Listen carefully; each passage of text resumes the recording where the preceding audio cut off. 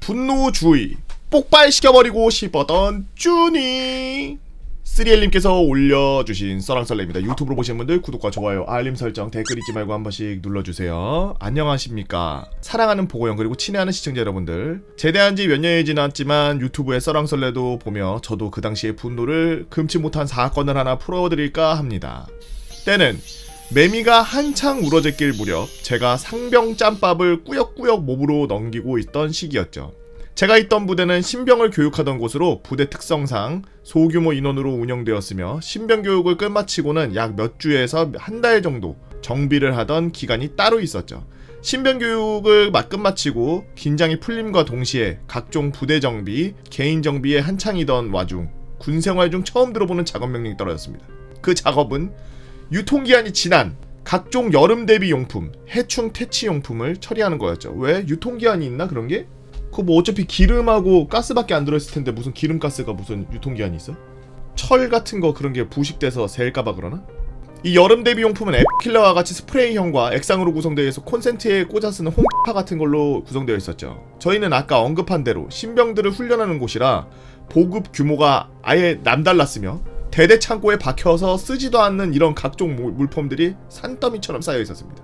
이러한 각종 용품들을 대형 리어커, 통칭 골리앗이라는 곳에 실어서 막사로 옮겼고 이 많은 용품들을 어떻게 처리해야 될지 몰라서 대기하고 있었죠. 그 이유는 단순하게 분리수거 목적이 아니라 말 그대로 새 용품이었기 때문에 캔으로 된 제품들 모두 소구를 비워서 구멍을 뚫어야 됐고, 액상형 제품은 벤치 같은 걸 이용해서 목을 따서 물을 다 버리고 분리수거를 해야 됐기 때문입니다. 이렇게 많은 새 용품들을 버릴 거면 훈련병들이나 펑펑 쓰게 해주지 어휴라는 생각이 뇌리에 스칠 무렵 위에서 제 할아버지였던 하사 말뚝을 박으신 병사들 10명 정도가 차출되어서 작업을 하라는 지시가 떨어졌습니다. 그렇게 작업할 인원이 모여서 이 많은 걸 어떻게 처리해야 할지에 대해 고민을 하게 되었죠. 고작 몇 캔, 한두 박스 정도였으면 다들 멍하니 스프레이를 공중에 흩날리면서 헤헤 하면서 반 미친놈처럼 놀면 되었지만 당시 처리해야 했던 양은 장난이 아니었고 어떻게 하면 다들 빨리 이것을 처리할지 머리를 쥐어짜고 있었습니다. 빨리 끝내고 싶었던 생각과 안전사항을 고려하고 있을 때쯤 그때 당시 주임원사였던 분이 지나가다가 작업 현장을 발견하고, 야 거기 거꾸로 주짓대 거기다가 거꾸로 세워가지고 땅에 박아놓고 거기다가 캔 모서리 갖다 꽂으면 되잖아. 그럼 안에 있는 거 다 빨리 빠져나가지. 그럼 어느 세월 동안 다 뿌리고 이제 빠졌냐? 라고 말을 했죠. 이 말을 듣고 군장에 박혀있던 주짓대 몇 개를 후임이 가져와서 시험삼아 한두 캔 터뜨려봤습니다. 주임원사 말대로 캔은 쉽게 찢어졌으며 푸삭 하면서 안에 있던 가스가 겁나 빠른 속도로 캔 밖으로 빠져나가더라고요. 과연 안전한가에 대한 의문이 들었지만 주임원사가 하라는 대로 했기에 다들 별 생각 없이 빨리 작업을 끝내고 싶다는 생각에 작업에 박차를 가했습니다.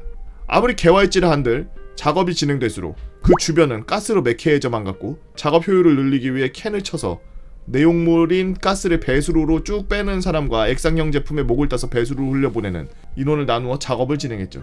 이걸 배수로로 흘려보내? 아니 따로 버려야지. 이걸 배수로 해버리면 어떡해. 그 당시 상황은 아래쪽에 보이는 계단 옆쪽에 9시 방향, 여기 4-5명이 하사와 함께 주짓대에다가 캔을 치고 있었고 여기서 캔을 치고 있었대요. 4-5명이. 저는 그 매캐한 가스가 너무 지독해서 위 11시쯤 이쪽으로 옮겨서 액상 제품들을 처리하고 있었습니다. 여기 막사 옆에서. 저는 매캐해진 작업 현장에 고생하는 후임 한 명을 빼내 사회관에 가서 마스크를 챙겨오라는 지시를 하고 작업을 지속해나갔죠. 당시 저는 조금이라도 그 매캐함에서 벗어나기 위해서 위쪽 배수로로 이동한 상태였고, 매캐하긴 하지. 눈하고 코 겁나 매울 거예요. 제 왼쪽에는 아까 언급한 골리앗이 제 몸을 가스로부터 조금이나마 막아주고 있는 상황이었습니다. 그러던 도중 제 왼쪽에서 엄청난 굉음이 들려왔고, 저는 제 왼쪽에 있던 골리앗을 넘어 제 머리 위로 솟구치는 불길을 보았습니다. 그 불길은 제 머리 위로 넘어옴과 동시에 제가 버렸던 모든 액상 인화물질을 다 태우며 12시 방향에 있는 모든 배수로에 지옥마냥 불이 붙어 뿜어져 올라왔죠. 여기서 폭발음이 들리고 그 다음에 여기 배수로가 전부 다 불이 붙었대요. 당시 세탁해온 훈련병용 모포가 그 위에 건조 중이었는데 반절 이상이 불에 탔습니다. 저는 너무 놀라서 불이 닿지 않는 쪽으로 도망치려고 했지만 폭발음이 들리는 쪽에서는 제 동기가 몸에 불이 붙어가지고 제 쪽으로 소리치면서 깍 이러면서 달려오고 있던 상황이었어요. 당시 상황을 물어보니 제 동기는 그 상황이 기억이 아직 아예 나질 않는다고 하더라고요. 저는 너무 놀라 그 친구의 이름만을 수도 없이 외치면서 그쪽으로 달려갔고, 눈도 제대로 못 뜨는 그 친구를 1층 막사 세면실로 데려다가 얼굴과 몸 등에 물을 끼얹기 시작했습니다. 그때까지만 해도 머릿속이 하얀데 소화기가 머릿속에 스쳐 지나갔고 저는 중앙북도로 뛰어가서 소화기를 붙잡고 작업 현장으로 다시 뛰어갔죠.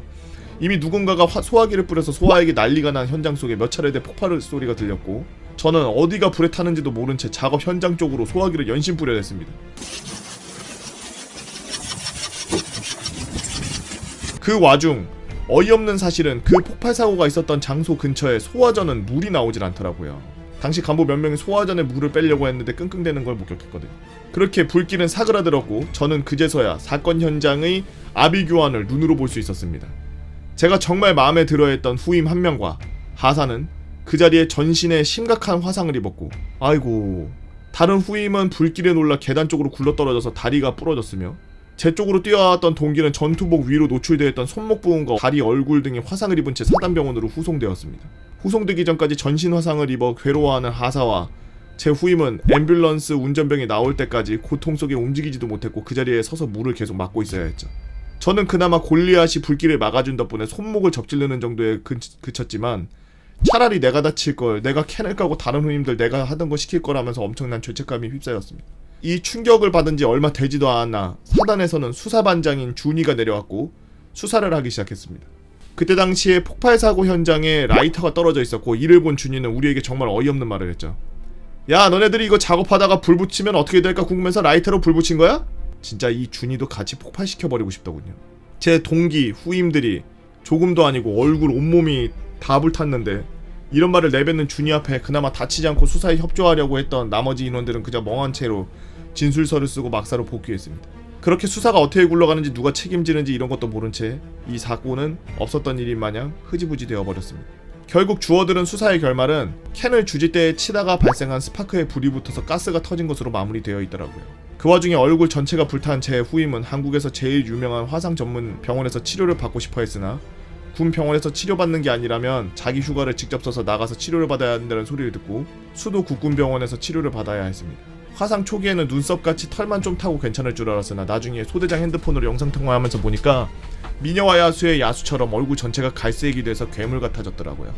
딱지가 않고 막 진물 나고 그랬나 보구나. 피부 다 익어가지고. 그렇게 치료를 몇 개월간 받고 나서 다시 소대로 복귀한 얼굴은 너무 마음이 아팠습니다. 앞으로 몇 년 동안 화상 치료를 해야 됐고 햇빛에 노출되면 새살이 색이 변해서 더운 여름에도 얼굴 전체를 가리는 마스크를 쓰고 생활하더라고요. 몇 년이 지난 지금 와서는 다들 겉으로는 괜찮아 보이나 드문드문 남아있는 화상 흔적들은 다 그대로였습니다. 그렇게 이 폭발 사고는 누구 하나 책임지지 않고 저희들 마음속에 그대로 남아있게 됐죠. 또 하나 너무 재밌던 점은 당시 무사고 땡땡일 이런 게 부대마다 있었는데 저희 부대 무사고 표지판은 0에서 다시 시작한 게 아니라 그대로 있더군요. 몇 년이나 지난 지금 개보고 유튜브 썰렁썰레 분노주의 편을 보다가 저도 감정이 북받쳐 올라 당시 상황을 최대한 자세히 써보려고 했으나 부족한 필력이 아쉬운 부분입니다. 지금 생각해보면은 왜 더 버둥거리지 않았나 후회가 되네요. 군인이 되면 국가의 아들이라고 하던데 이런 문제가 터지면 외면되고 제대로 케어 못 받는 걸 보니 군대는 뺄 수 있으면 빼라, 일부러 가지 마라는 말을 하게 되더라고요. 아직 군대 안 가신 분들, 지금 군대에서 복무 중이신 분들 부디 다치지 말고 무사히 사회로 돌아오셨으면 좋겠습니다 라고 3L님께서 올려주신 분노주의 폭발시켜버리고 싶었던 준이 썰 잘 보았습니다. 참 안타깝네요. 군대에서 좀 이렇게 사건 사고가 많이 나는 게 화학약품들이 평상시에 우리가 사용하지 않는 그런 화공약품이나 화학약품들을 많이 이용해서 뭔가를 이렇게 불태운다든지 막 없앤다든지 뭐 사용을 해서 깨끗이 한다든지 막 이런 일들이 많아서 저 같은 경우에도 정비병 출신이라 평생 만져볼까 말까 하는 그런 화학약품들을 엄청 많이 만져봤거든요. 근데 다 독해. 참 군대에 있으면서 그냥 맨날 근무 수고 거기다가 2년 바치고 나온다고 생각하는 사람들도 분명 있을 거고 좀 짜증나고 그럴 텐데도 잘 버티고 있는데 이런 사고가 터져서 신체 위해까지 당하고 안전에 대한 그런 경각심이 좀 없었던 게 아닌가 싶네요. 군대에서 지금 근무하고 계시는 분들은 이런 일이 없도록 본인이 봤을 때도 이건 굉장히 위험한 일인데 이건 큰일 날 것 같은데 근데 이거를 안 하면 옆에 있는 주위 사람들이 너 이거 왜 안 해 욕한다고 할지언정 자기 기준에서 최대한 자기를 지키기 위해서 좀 멀리 떨어져서 뭐 작업을 한다든지 그런 식의 좀 자기 방어를 위한 그런 것들이 좀 필요하다고 생각을 해요. 여튼 여러분들 군대 마냥 갔다고 최선을 다하고 멋있게 임무를 완수하는 것도 좋지만 안 다치려고 노력하시는 것도 나쁘지 않습니다.